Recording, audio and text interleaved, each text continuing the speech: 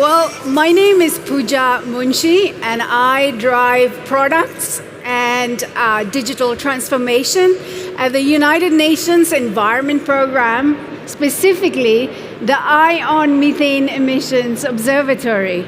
So let me take you on a little journey, right?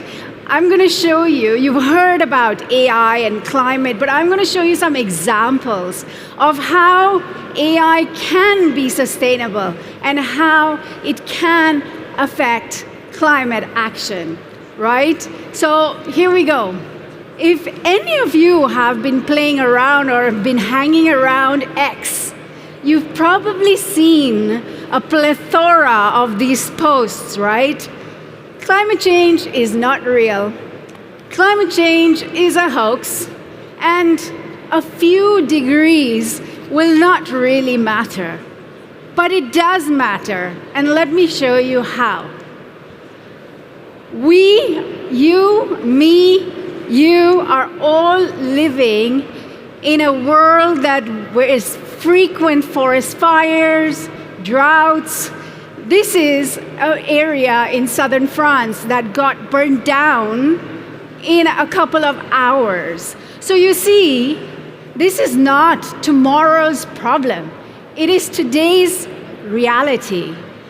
And so what we are actually doing is through our needs around fossil fuels, energy, and methane-related energy, oil and gas, coal, agriculture, waste, we are trapping warming gases in the atmosphere.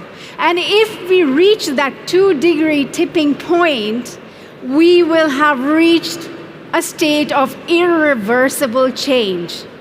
So you see, every fraction matters. Now, this is something you may not know. We often talk about this, which is methane is a warming gas, but it is responsible for 1/3 of the global climate problem. It is also 80 times more potent than carbon dioxide. And here's the interesting part. It is completely invisible. So you cannot see it. And so our job is to try to make the invisible visible. And that is why I'm incredibly proud to be part of the United Nations Environment Program, the Methane Emissions Observatory, where we combine science, satellite data, and digital innovation to drive climate action on the ground. And how we do it is combining satellite data, scientific research, company data in a way that is useful and meaningful to governments, to companies, to civil society and media. So throughout the last year, what we have done is we've co-created, because we know data for the data's sake will not influence action. But when you work with folks right from the ground and start asking them, how do you want this data packaged, then you come to a suite of products that folks land up using. So here we're combining all kinds of data, inventory, company, satellite data, to combine them in a way that's interpretable for policymakers, for journalists, and filtering it down to the essentials. One of the most powerful tools within this data platform is called the Methane Mars Alert and Response System. Now, this is a very interesting system that comprises of an AI model and a human component. And I don't know why that slide doesn't have the right background, but essentially, it comprises of a detect and attribute. This is where the AI models come in. And then from the detection, we pass it on to a series of human geospatial analysts who look at the data, passed down by the satellites and attributed to a facility, a company. That is then sent to the response team, programmatic managers such as my colleague down there, where they connect with countries and companies to notify them, hey, you have a high volume methane leak happening there. Please address it. And then there is a feedback loop that comes back from the monitoring, continuous monitoring. Now, Mars, as we like to affectionately call it, tracks almost almost all the methane sensing satellites out there. And we've analyzed thousands of images, and we've sent out thousands of plume notifications to governments and companies for their action. Let me take you into a couple different examples. So here you will see how we're notifying the governments. And what I'd like to point to is you can see the colors with the neon purple are the plumes that we detected.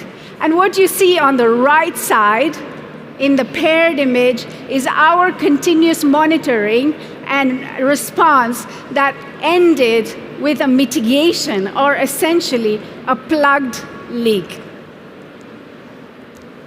Now, I want to take you through one example. This is Hassi Massoud, one of the oldest fields, oil fields in Algeria.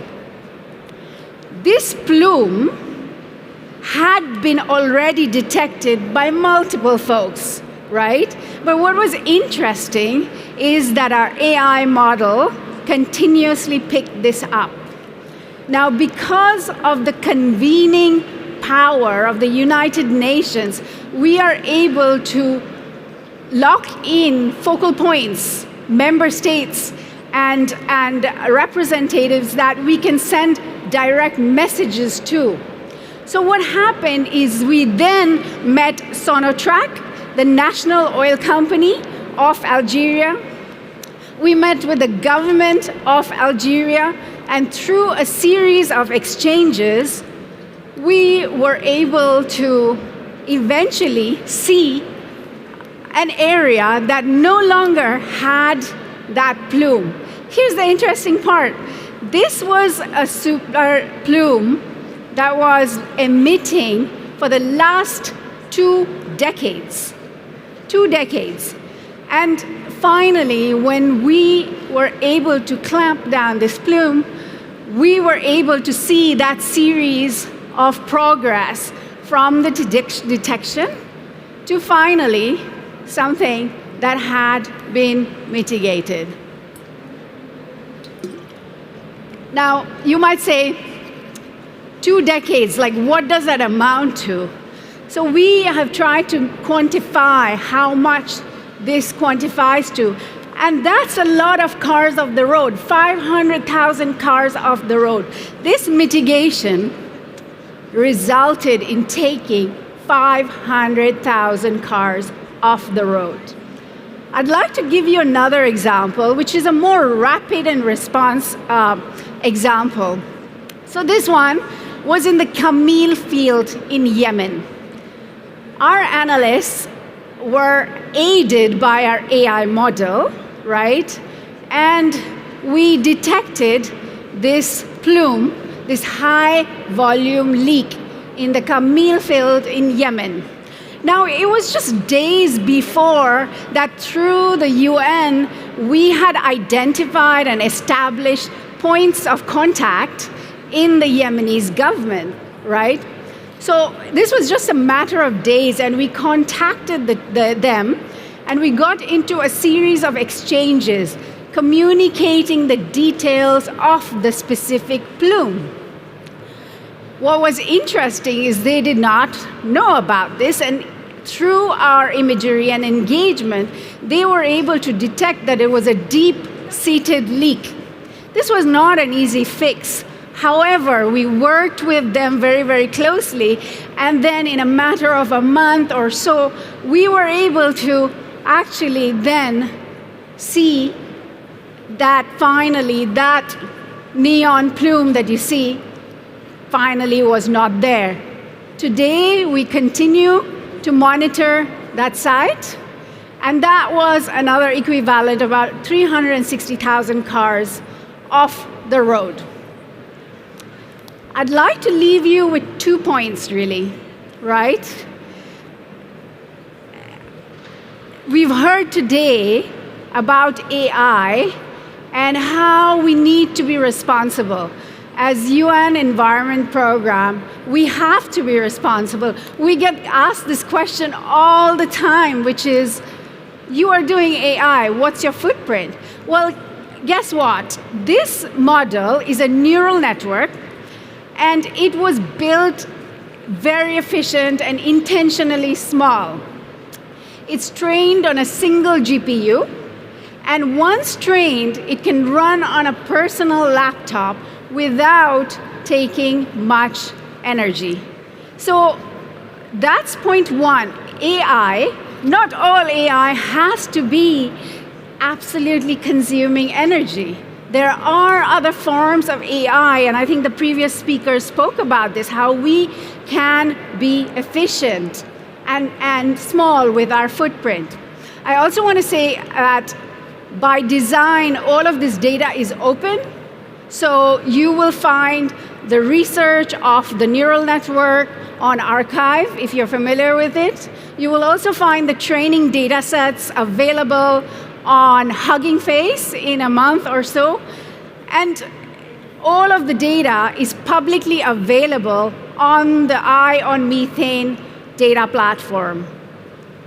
The last point that I want to leave you with, there's a lot of talk about AI and the planet. But in our case, AI has provided the velocity, which is truly what AI needs to be used for, right? Velocity AI, the data gives the clarity, and ultimately, it is a human expertise and the connections and the relationships that make it all possible. So this is the methane emergency brake. This is how we're solving the problem today. I hope you enjoyed this talk. Please check it out on Eye on Methane data platform. Thank you so much for your time.